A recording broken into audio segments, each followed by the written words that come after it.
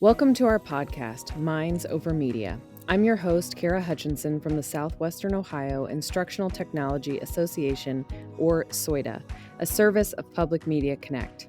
Today, my co-host is Matt Gerberick, also a colleague of mine from SOITA, and joining us today is Dr. Erica Scharrer from the University of Massachusetts Amherst.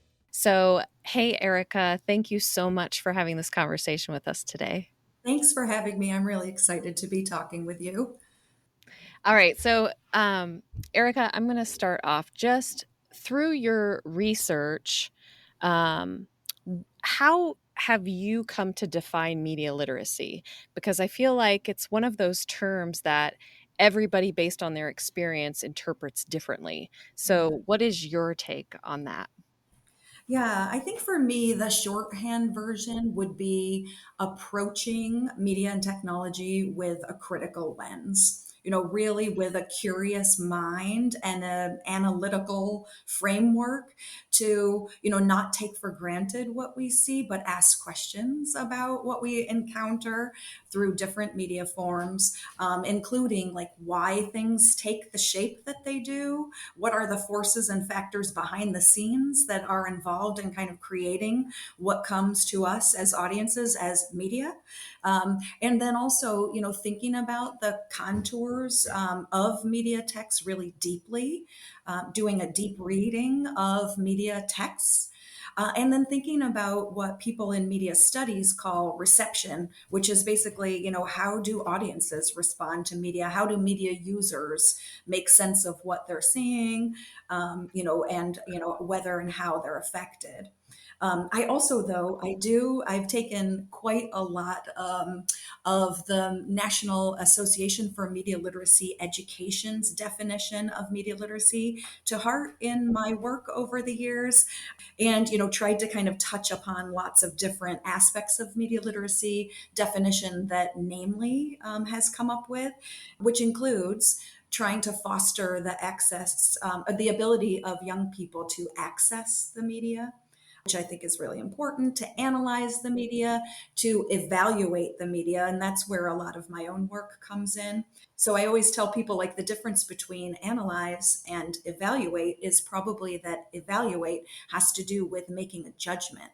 So I think that we can, think of media literacy education as partly making judgments about the ethics or social responsibility behind what we're encountering as audiences.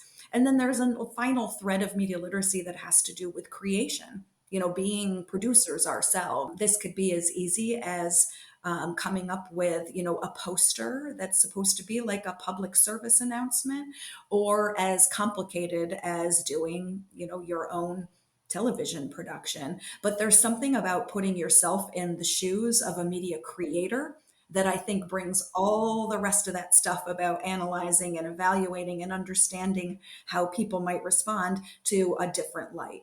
Tell us about the university and elementary partnership that is ongoing. So that all began, believe it or not, in 1999 when Oh, I was wow. a new professor at UMass. And I had been studying various topics in media for a very long time already by that point, in graduate school, for instance. And I was especially interested in media violence. And it Oh. struck me at that moment that a lot of questions had been pretty adequately answered in the media violence literature, the research on media violence. But a huge remaining question was, what do we do? What do we do about media violence? And it struck me at the time in the late 1990s that media literacy education was one place where we could maybe think about something to do about media violence by talking to young people about the violence that they see in the media, why they like it, what they don't like about it, why they think they might be affected by it or not affected by it, those sorts of questions. So I somewhat naively when I first arrived in town in Amherst, Massachusetts, wrote letters, actual letters, to a handful of principals at local schools, introducing myself, offering to come and follow up on the letter in person, and saying, I'm interested in working with teachers and students on media violence and other topics that are relevant to young people in today's media landscape. Would you ever want me to do that work? So that was my Yeah. kind of cold call Okay. of educators. And like a lot of cold calls, it was kind of a mixed success. Some people were interested. Yeah, Erica, come on by. I'd love to hear what you are thinking and how we might work Mhm. together. And then, of course, other people I never heard from. Of So course. from Yeah. that initial inquiry, I did have quite a few nibbles, of interest. And from there, some long-term partnerships bloomed. And so over the years, now fast forward many, many years, some schools have kind of come in and out of participating with me and my students from UMass on media literacy education for various reasons, like teachers who are really interested in it have retired. Right. Uh, And then no one picks up the thread, including me, or sometimes I get overwhelmed with too many schools and too many, schedules and that sort of thing. So what's happened over the years is that one school has kind of risen to the ongoing long term. They would like me and my students every single spring if we're available, kind of status. And so I've really focused my attentions the last many years on that school. And okay. even there has been like some continuity and some change in the teachers who I work with, but I zeroed in on sixth grade, I should say. And I Okay. can tell you a little bit about why, if you'd like. Um, Yeah. okay, cool. Yeah, So, because I'm curious too about, I mean, obviously this is leading to tons more questions because now I'm curious what you've heard from the kids about violence and all of the yes, things. So, yes, yes. So, I yeah, love talk about sixth grade. it's fascinating. It really is. So, yeah, so when I was first thinking about this, I did identify early adolescence as a really pivotal time. And the reason why is because, the research shows that that's when young people are spending time with media outside of the influence of their parents and caregivers. It's a Oh, moment of yeah. kind of increased autonomy. I can Mhm. certainly relate to this as a parent myself, right? That we do a lot of co-viewing and maybe restricting when kids are younger. And Mhm. then I think it's somewhat typical that as they get a little bit older, parents and caregivers loosen up a little, right, about what Yeah. they're able to watch and play and see. And parents and caregivers aren't going to be around as much, right, just because that's Mhm. how adolescence works. So that was kind of an opportunity. And then also, I thought it was possible that sixth graders would definitely have like the capacity to do really deep Oh. critical thinking. Mhm. So it's kind of cool to see, the depth of how they think about these things. It's been really awesome over the years, truly, to see like the depth in sixth graders thinking about media and technology. And I was also thinking maybe they're pre-jaded, Oh, yeah. Sometimes I think we get, a little bit jaded as we Mhm. get older. And I thought I would see like an openness with the sixth graders, an There's openness to talking about, the role of media in their lives. And I think that's mostly been the case over the years, that they are quite open and sometimes can't believe, that visitors from the university would come and want to hear about what they think about media and yeah. technology. And so to stick with that point for a moment, so as an educator and as a parent of a sixth grader Aha. who we have everything that you said we've done. We've loosened up and he, has access to a monitored internet, but still access to a lot of content that could come from a variety of sources. And we talk about violence and you know, news. I mean, it doesn't have to be fictional shows, but just things that are on the local news or the national news. Are there some questions that we could ask our children to help get an insight of how they're feeling about it? Because as you probably know, as a sixth grade boy, his responses to things are very, "Yep, it's fine. I'm good. It was fine." So to try and kind of break the ice a little bit on getting to get a little bit more insight on how he's taking in things. Yeah, that's such a great question. And I too have been like all over the map about that, you know, as both someone who studies these things and a parent myself. I think that generally, the more we can encourage our kids to approach media with a questioning lens, the better.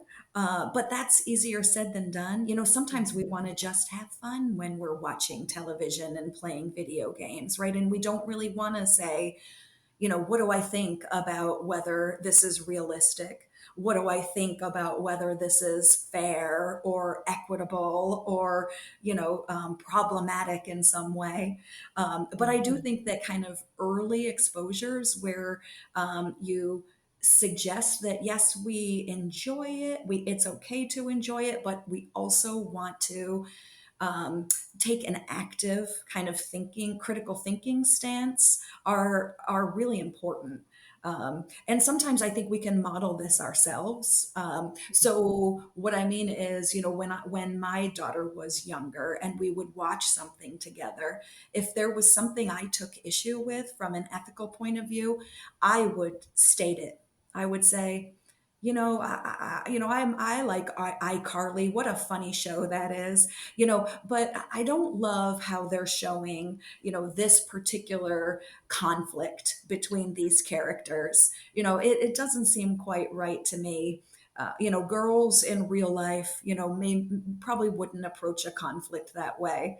So even those little, comments yourself where you take a stand, I think are instructive for young people, not just about where your values lie, but that we can kind of talk back to the media. I think Sure. that's a good way Yeah. of thinking about it. It's like, let's talk back to the media, right? They talk at us a lot.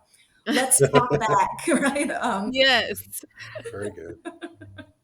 Yeah. Well, and I'm curious your with working with students,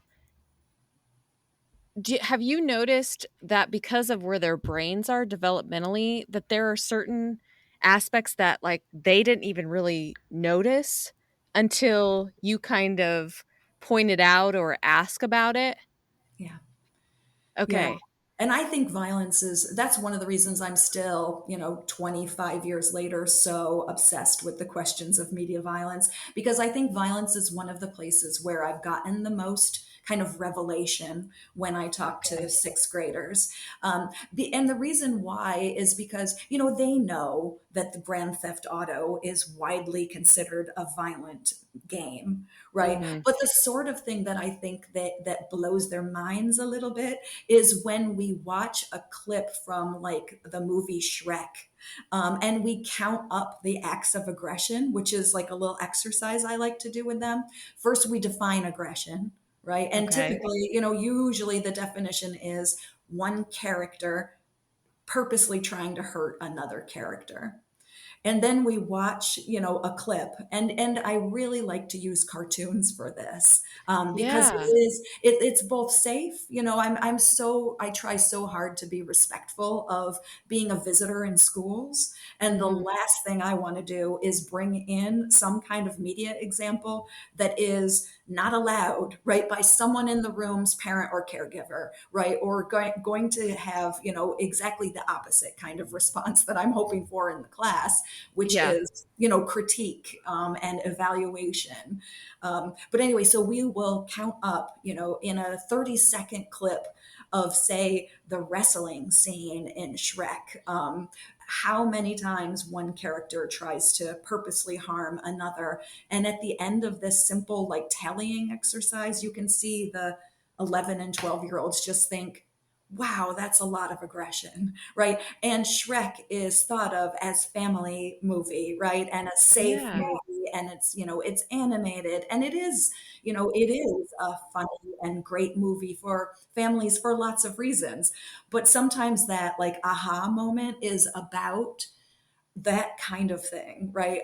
Something that we think of as non-problematic. Like, But if we put a different angle on it, a different lens to look at it, we think, oh, it's actually somewhat complicated, right? It can be both yeah. pleasurable and problematic, right? At the same Yeah. time. So yeah, that's one like real aha moment that I've found over the years with working with sixth grade students in schools. That's really cool. And I think that would be a good exercise for teachers who are interested in incorporating some kind of media literacy within their curriculum. That Yeah, would and be a if they good do, and I exercise. hope they do, I think that would be Yeah. so cool, and I hope that teachers will, want to do that. The other part of the conversation that I think it really an exercise like that brings to the fore is what is aggression? Because Mm, sometimes we'll have great conversations when we like stop the playing back of the Shrek clip or whatever it is, pause it, and then say, wait, did you count that as aggression or did you not? ooh. What just happened there? Donkey said this thing to one of, Lord Farquaad's soldiers or whatever it is. Does a verbal exchange count as aggression or Aggression. does it have to be physical? Right. So that I think there's a lot of cool, learning and analysis that can happen when you ask those questions too. Like when you're doing your tally, what are you counting? What are you not Mhm. counting? How is like, my tally going to be somewhat different from yours and why? So Yep. I think if teachers want to do that exercise in school, you can also maybe bring it to the next level with those kinds of questions. Yeah. Have you found over time that kids have been more desensitized towards things that maybe early on when you were doing this they would have identified as violent that now they don't even recognize that as being? Yeah, that's such a great question, too. And desensitization is actually one of my strongest interests in media violence, in the Mm, question of media violence. I actually think we're all desensitized as a culture. We just, our rating systems that I've actually talked about this with sixth graders.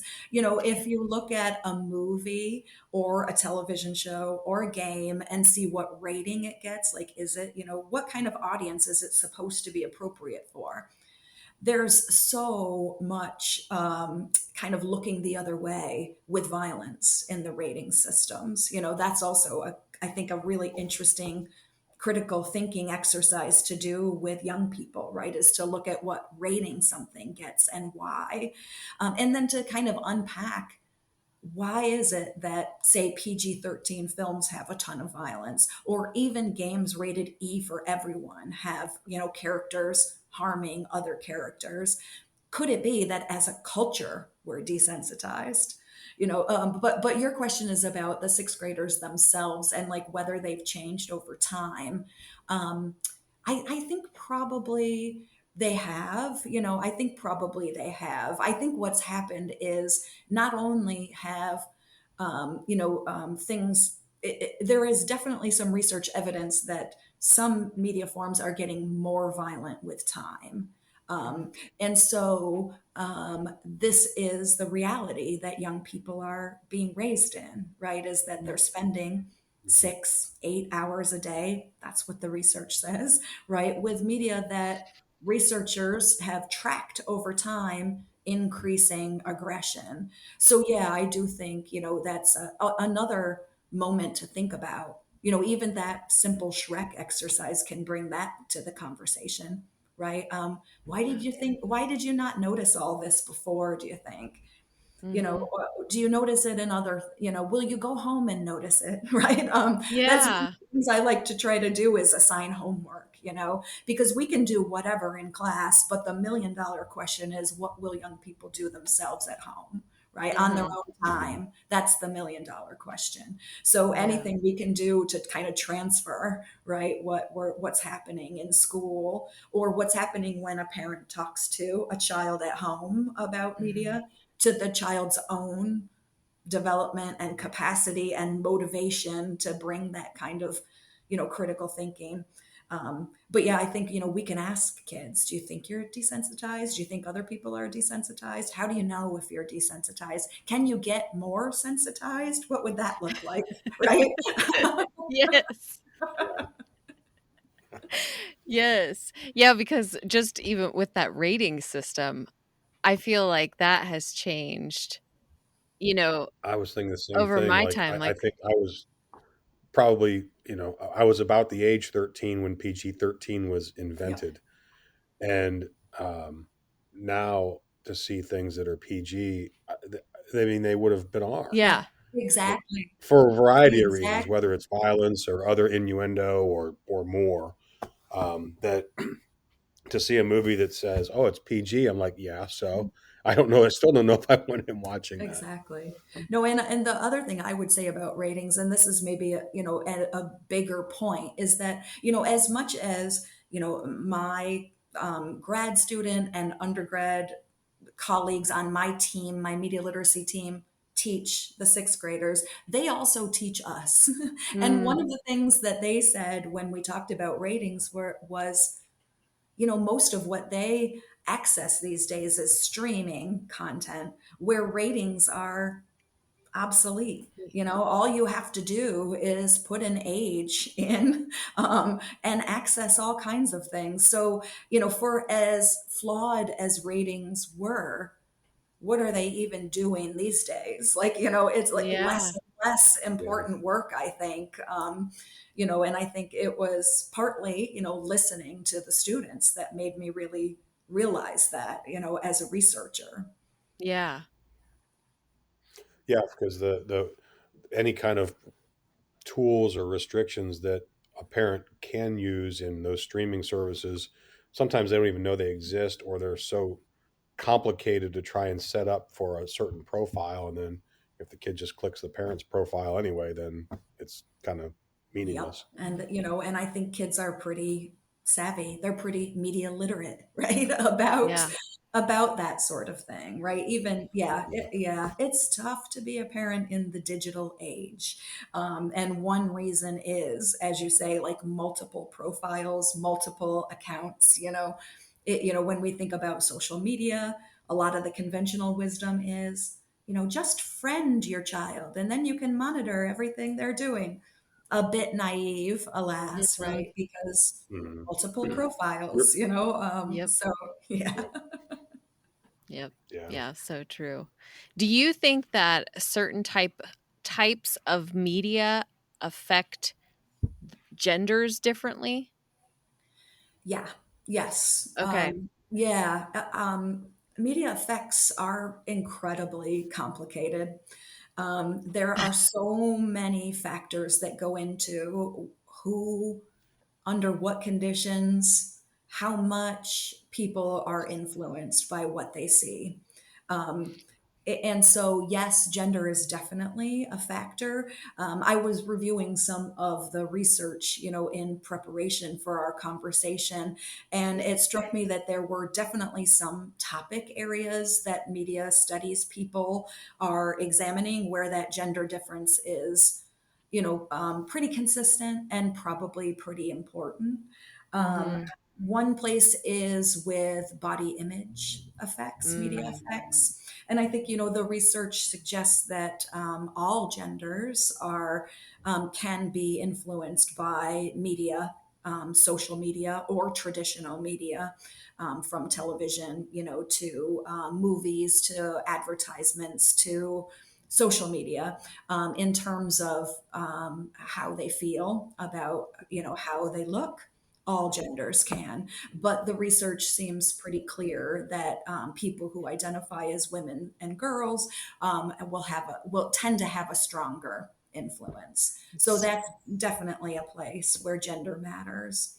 and with the really important contemporary question about social media use and mental health, Oh, yeah. and depressive symptoms. And that research also shows that although there's evidence of everyone being affected in some way, the effects tend to be stronger for girls in that regard as well.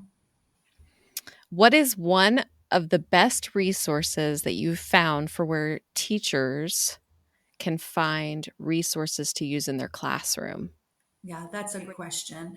And I would say that some of the media literacy organizations on their websites have lots of resources, curricula, lesson plans, exercises. So that one association that I've already mentioned, which is National Association for Media Literacy Education.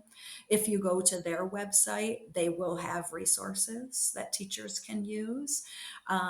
There's also, though, the Media Education Foundation does DVDs, or films. You can stream them. You don't have to do the old school technology, although you can. And you can stream films that are made for broaching, really important questions around media and technology. And then there's also other organizations. There's Project Look Sharp has some cool resources. Gosh, what else would I say? Up in Canada, there are some. Oh, good. There's a suggestion that people are using some of these resources already, which is great. Um, there are some great ones, some great resources, and if you just Google like Canada media literacy education. Canada is more advanced than the US in terms of like the media literacy in schools. And so there's lots of good lesson plans for people to share and exercises there. And then every once in a while, there's actually a book. So, I've kind of combed lots of different bookstores and even Amazon to come up with some books that have, media literacy exercises for early elementary or media literacy exercises for middle school. And those I think can be quite good too. The one bummer about what I do in the schools is that it's kind of ephemeral. It's like it doesn't last. So I've been talking to some of the sixth graders and the teachers, especially, about coming up with a holding place where we can put our lesson plans, because we usually co-create our lesson plans. Like, I'll have the first crack at them, and my group of graduate students too, and then we'll share them with the sixth grade teachers, and they will, shape them. And then usually, though, our lesson plans tend to take the form of like PowerPoint slides or, something like that. And then they get shared and then they disappear. Google Slides, right? So we could do better too as a team about having greater access to the sorts of things that we do. My little program is long running, but it's pretty grassroots.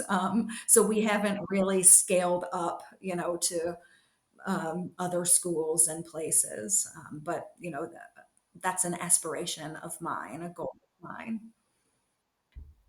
Tell us about your research on gender and masculinity. Yeah. So the last time we were in the sixth grade schools, we framed our whole lesson plan around gender representation in the media, in various media forms, from YouTube to commercials to music videos, all kinds of different media forms. And we had some great conversations with the sixth graders about that. Um, I've been working on a couple of papers with my graduate student collaborators on what the sixth graders thought about two different topics, and I think it's pretty interesting. One topic was Lego commercials. So we used in our lesson plan this tool that's available online called the Gender Remixer. It Oh, is, interesting. yeah, check it out. It is Okay. made by a person named Jonathan McIntosh. It's available on the web. And the basic gist behind it is that it's got two columns. One that has commercials that for toys that are marketed toward girls, and one that has commercials for toys that are marketed toward boys. And the reason it's called the remixer is because you can play the audio of something marketed toward girls over the video of something marketed toward boys, or vice versa. Ah. So you choose one from each column, a commercial, and you basically play them together by alternating the not alternating, but playing over top of the visuals the audio for the other column.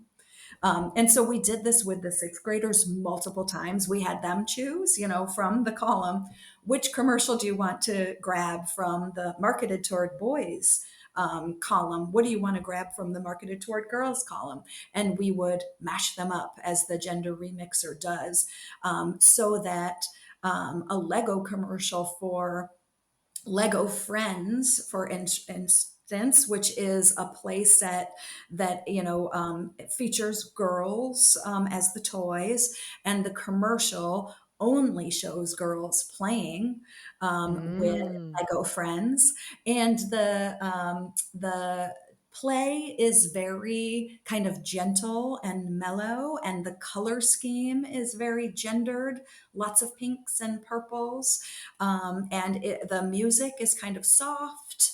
Um, and that's how Lego Friends are marketed.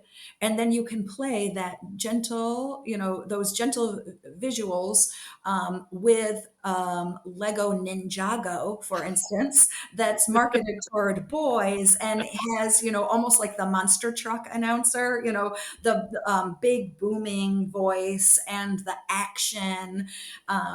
And the excitement, and a different kind of play, a little bit more physical play, play that has nothing to do with hanging out in the cafe, for instance, like the Lego Friends did. So we did this with the sixth graders, and we asked them a bunch of questions about it, and we asked them to write down. We gave them worksheets and said, when we did the Gender Remixer, what did you learn or think about how Lego markets toys differently to boys and to girls? And then we asked, what kind of messages does that seem to send to kids, basically? And we analyzed their answers, and they said the coolest things. They noticed everything. And the remixer really brought it to life. They noticed what researchers call like the form features or the production components, like what was the music like? What was the apparent gender of the voiceover narrator? Who was shown playing with the toys? How fast paced was the ad? That sort of thing. And then they also definitely noticed that the kind of kinder, gentler play of the Lego Friends compared to the, Star Wars or Ninjago Legos that only showed boys playing. And then, they also had opinions about why we should care about that, and why that's problematic, that they answered to. So that's a very simple exercise. That Gender Remixer gets uploaded, revised, new videos all the time. And I think teachers would enjoy using that in the classroom to talk Yeah. about gendered marketing and why it matters. And we get this for kids, by the way. Toy commercials are incredibly gendered too, still today. And it can be eye opening for kids to think about that. Why that's the case, why it should not be the case, what it's doing in terms of those boxes around gender that we talked about, and that sort of thing. And then the other exercise, I won't talk about quite as much, but it was about masculinity in truck commercials. So before we started our 4 1 hour session work with the sixth graders, before we opened our mouths, we screened a commercial for trucks that made fun of a group of men who were driving in an inferior brand's truck. And they were going to the mall, and they were worried about a speed bump. And then the actual, brand that was being marketed in the commercial was this kind of rough and tumble truck that was, out with these, quote unquote manly men, right, doing something adventurous. So we just asked the sixth graders, what do you think? What did you notice about this commercial? What do you think is important or interesting? That's one of the prompts I like to use. Important or interesting about this commercial. And then we didn't say anything about that commercial across our 4 1 hour sessions with the sixth graders, talking about various other forms of gender representation. But at the end of our program, we showed that same truck commercial again and said, here's that same commercial we started off with. Here's a worksheet. What do you think is interesting or important about this commercial? And then, you can see where this is going. As researchers, we compared what they said the first time with what they said the second time. And that, just gets us into a whole other topic of assessment of media literacy, right? But they definitely had stronger critiques afterwards. They did notice some things about the truck commercial the first time, for sure. They weren't starting with zero media literacy. Yeah.